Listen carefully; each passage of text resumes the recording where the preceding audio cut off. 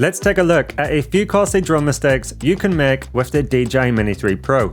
And these mistakes can result in you damaging your drone, getting bad looking videos and images, or actually having them videos removed from platforms like YouTube and Instagram. And these mistakes are based on my own experiences of flying a drone for many years. So hopefully by sharing my mess ups, this can help save you the misfortune of ever encountering these mishaps. Let's jump right in. Now before we take a look at the first mistake, if you're new to the channel, welcome. My name's Matthew, and I create videos helping you get the most from your drones, action cameras, gimbals, and more. So if you would like to see tutorials on how to get better videos and images with your camera gear, then I recommend that you click that subscribe button and make sure the notification bell is on so that you don't miss any of my upcoming videos. It would be greatly appreciated. Okay, let's take a look at mistake number 1. Not understanding how return to home works or updating your home point. So when you first buy a drone or as a new pilot, you might incorrectly presume that when return to home kicks in, for example when you lose signal,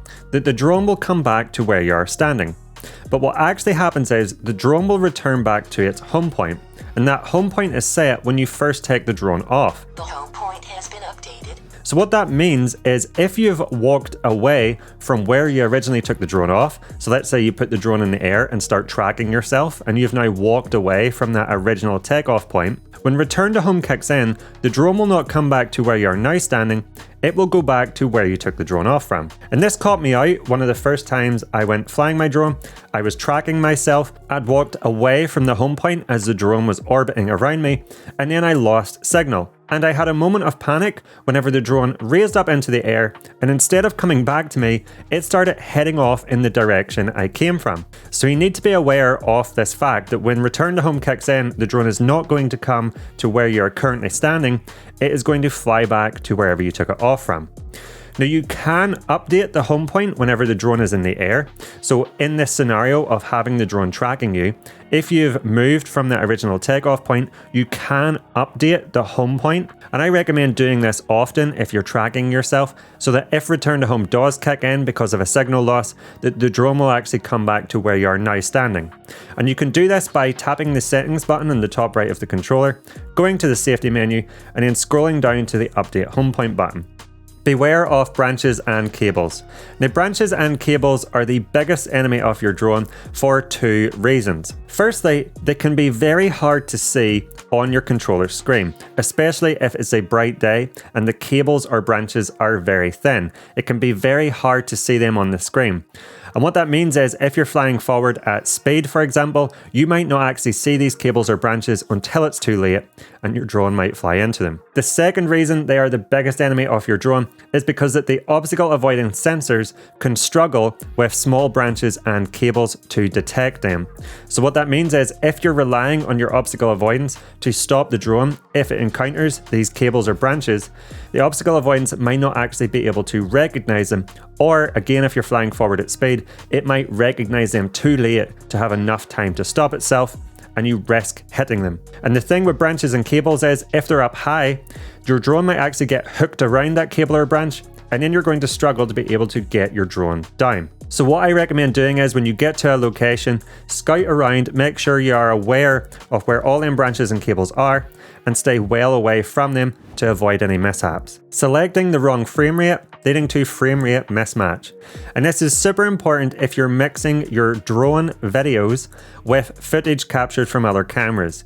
So let's say you're recording a vlog, a travel vlog, and you've just done a little piece to the camera explaining where you're at, and now you've put your drone in the air to capture B-roll off that location. Well, if the frame rate of your camera is different to the frame rate of your drone, whenever you put them videos onto a timeline, the timeline is going to set the frame rate to one or the other, meaning either your drone footage is going to be the wrong frame rate or your camera footage is going to be the wrong frame rate. Now this caught me out lots at the start, especially when making videos like this.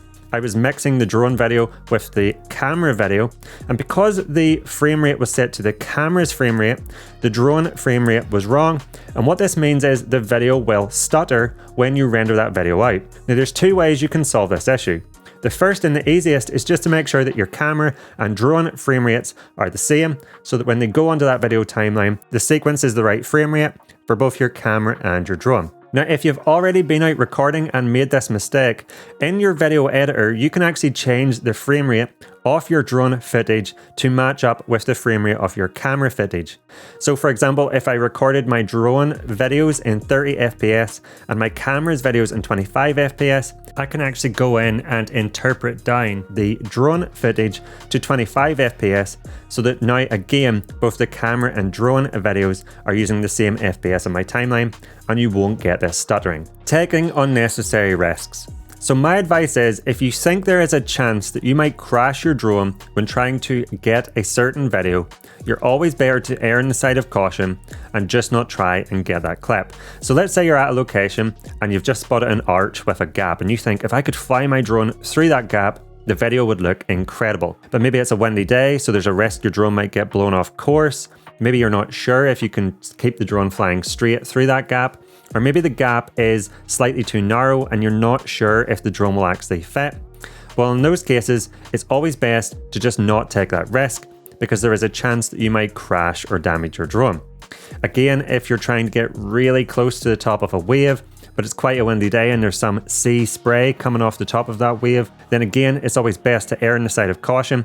Although it might look absolutely epic if some of that spray just comes in front of your drone, there is a high chance that that spray might go over the top of your drone, and this would take your drone out of the air and into that water where it wouldn't be recoverable. So if you're in a scenario where even if you think you might get an epic looking clip, if there is a chance where you might crash or damage your drone, then you're always better just not getting that clip and erring on the side of caution. As a beginner, and I was guilty of this, it's very easy to get carried away. You can see the outcome in your head of a risky maneuver or a risky video. You can see that epic outcome, but you don't actually stop and pause to think of the risks beforehand.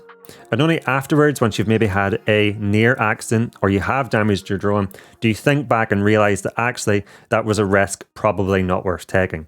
So it's always best to err on the side of caution and not take unnecessary risks.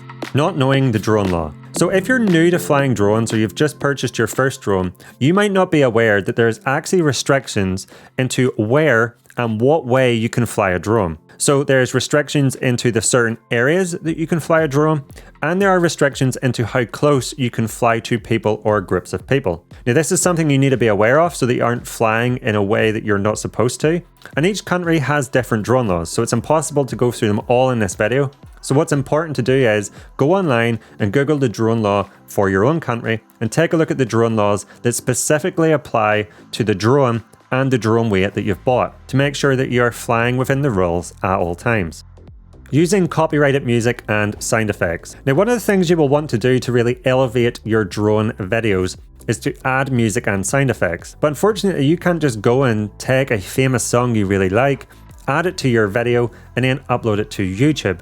Because this could result in a copyright claim, which means you can't monetize your videos. It may end up being muted or even blocked, or in the worst case scenario, you might get a takedown notice. So you absolutely must avoid using copyrighted and restricted music and sound effects. But this leads to a problem. Where can you find good music and sound effects that are restriction free? Well, I have been using and recommend the massive library provided by Epidemic Sound.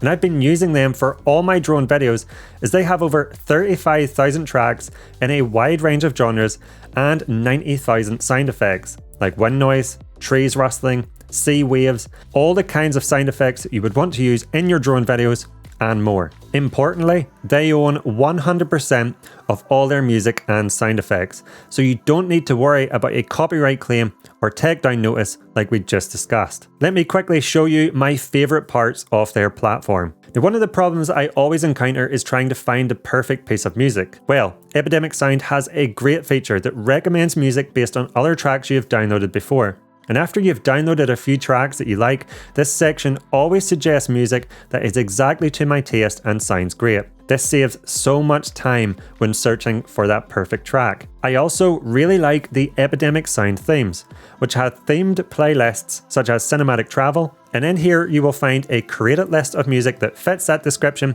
and these get updated often. Finding the perfect sound effect can also sometimes be difficult. You maybe want the perfect splash or wave sound effect to line up to your drone video, but Epidemic Sound makes this super easy. They have a huge range of sound effects categories to choose from, but you can also just search for a sound effect in the search bar by typing waterfall, for example, and then this brings back all the sound effects that match that description. You can preview them to find the perfect one you like, and then simply download it for your project. Now, if you would like to give their platform a try, I will put a link down below where you can get a 1 month free trial. And I also have an exclusive discount code that's valid until the 31st of March so that you get your first 2 paid months at 50% off. So using the link down below and that discount code, you will get a 30-day free trial and your first 2 months at 50%.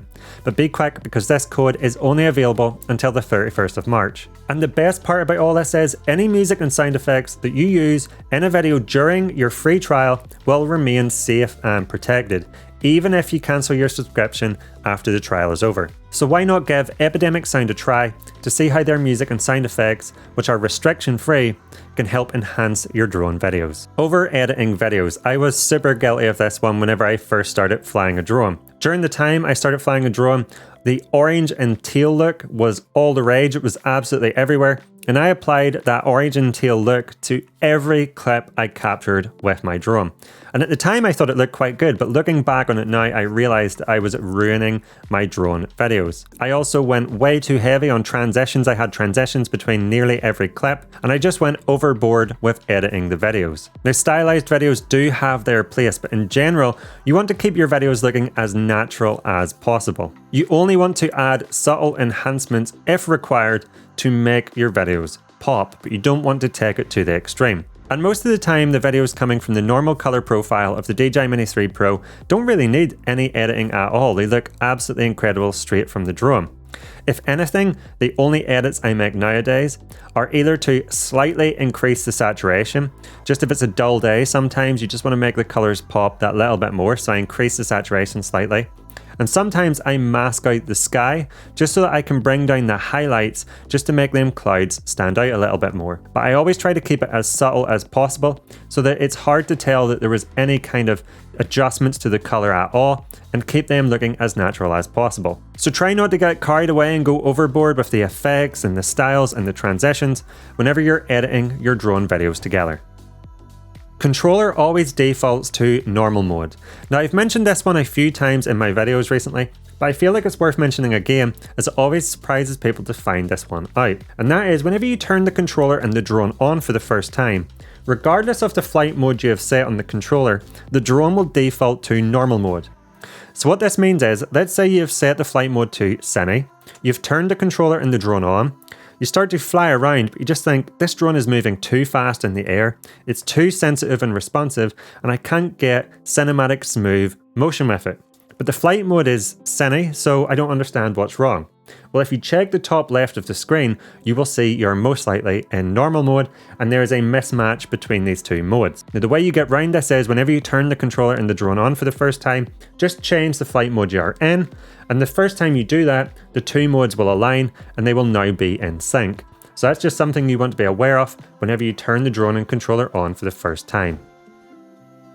Don't ignore warning messages. Now, when you first start flying your drone for the first time, you can be so eager to put your drone in the air that you either ignore or disregard the warning messages because you don't think that they're that serious. But these warning messages can alert you to issues which can actually affect the safety of when you're flying your drone and the usability of the videos that you capture with your drone. So you might get a no GPS lock message. And what that means is, because the drone uses GPS to keep itself perfectly stationary in the air, the drone can actually start to wander around in the air even if you don't make any inputs on your controller, because it doesn't have that GPS lock.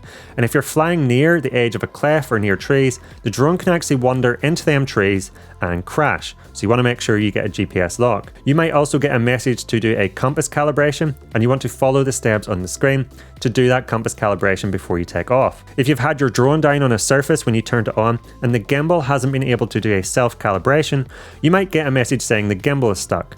And when you take the drone off, the gimbal can start to vibrate, sometimes violently, and this can make it hard to maneuver the drone back to where you just took it off from, and it can also mean that the videos you capture with it are completely unusable. So you can see that these messages are there to help you to make sure that you have the safest flight possible and get good videos and images with your drone. So never ignore these messages that show on the top of the screen. Flying in strong winds. Now, in the worst case scenario, flying in strong winds can just hamper your ability to get smooth and good looking videos. If there is a side wind, you might struggle to fly your drone straight, or if you're trying to fly your drone against that wind, it can give you this meandering effect, which won't mean that you get that perfectly smooth as an arrow clip that you've been looking for. Your horizon might also be off if you're flying high in the air and there is a strong wind, because the drone has to really lean into that wind to keep itself into position. Now here's a top tip. If you go down to the bottom left of the controller screen and change from the map to the attitude indicator, the blue line will show you how much the drone is leaning into the wind on that indicator. So instead of looking up into the air and trying to work out how much that drone is leaning into the wind, you can just see it on that blue line on the attitude indicator. Now in the worst case scenario, if you fly your drone off in a tailwind, you might think the wind isn't affecting the drone at all. But when you turn the drone around to bring it back in a headwind, then you can start to struggle to bring that drone back to you, because now the drone has to really fight against that wind. Now in that scenario, a top tip is to try and lower the drone as much as possible, because the wind speed is usually less closer to the ground than it is in the air. But it's advisable to always check the wind speed before you go flying. There's a range of apps you can use for this. One I recommend that works really well in the UK is one called XC Weller, and this shows you the wind speed and gusting wind speeds hour by hour at the location you intend to fly. But if the wind speed is very high, then I always recommend against flying it in them conditions. And when we're talking about strong winds, if it's a really gusty and windy day, you don't want to try to hand catch your drone. Now, hand catching your drone can be super convenient if the ground is unsuitable for landing, but if it's a really windy day, the last thing you want to happen is, as you go to hand catch your drone, there to be a gust of wind and your fingers to either get caught in the propellers, or you to not grab the drone properly and it to fall over and then hit the ground, as that would obviously be pretty disastrous. Don't over tighten the propeller screws. So if you need to change your propeller for the first time, maybe it's become damaged or worn, something that you want to be aware of is that you don't over tighten that screw. You can be a little bit paranoid that maybe the propeller will come loose during the flight, and really tighten that screw as hard as you can. But if you take a look at the propellers that are already installed in the drone, you will notice that there is a little bit of play upwards and downwards on the propeller where it attaches with the screw. So you don't want to tighten and tighten that screw until there is no movement at all, because you risk stripping the head off the screw, and then you're going to have much more difficulty removing it and replacing it. So just remember to not over tighten the screw whenever you're changing the propellers on your drone. Don't put all your faith in obstacle avoidance. Now, the obstacle avoiding sensors and detection on the DJI Mini 3 Pro is absolutely incredible, but it's not foolproof. There are some obstacles that the drone just won't be able to see, or it might see them too late to have enough time to realistically stop itself.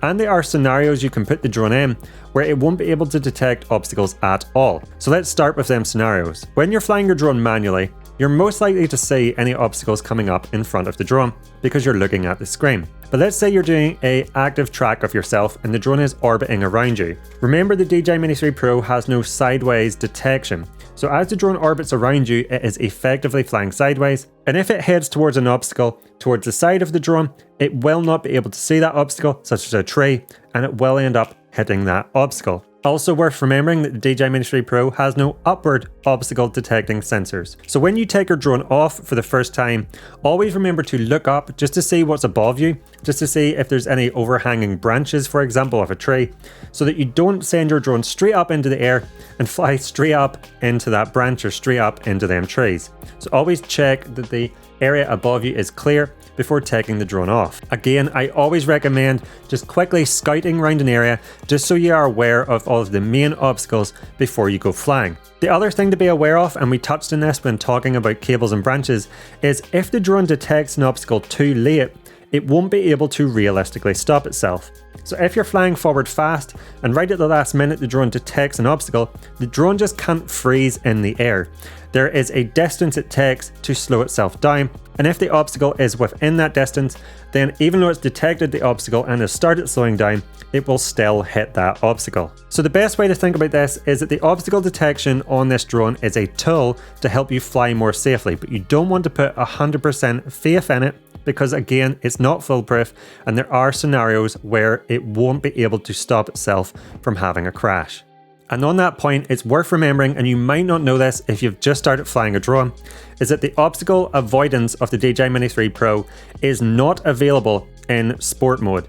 So even if you have it set to bypass an obstacle when it detects it, or brake when it detects an obstacle, whenever you put the drone into sport mode, this becomes unavailable and the obstacle avoidance turns off. So when flying in sport mode, you need to be extra vigilant and to be able to recognize them obstacles whenever you're flying your drone, because the drone will not stop itself if it detects them. Don't put your drone's controller into your camera bag with the joysticks attached. Now, if you play an Xbox or PlayStation, you might already know that the problem this causes, and it's called stick drift. So what happens is, if you put your controller down into your camera bag with the joysticks attached, and wherever you're putting it down into is quite a tight space, and when you put the controller in, the joystick gets forced into an upwards position or a downwards position, or any position that's off center, and you do this repeatedly and the controller is in your bag for a long period of time, what can happen is, because the joystick has been held in that position for so long,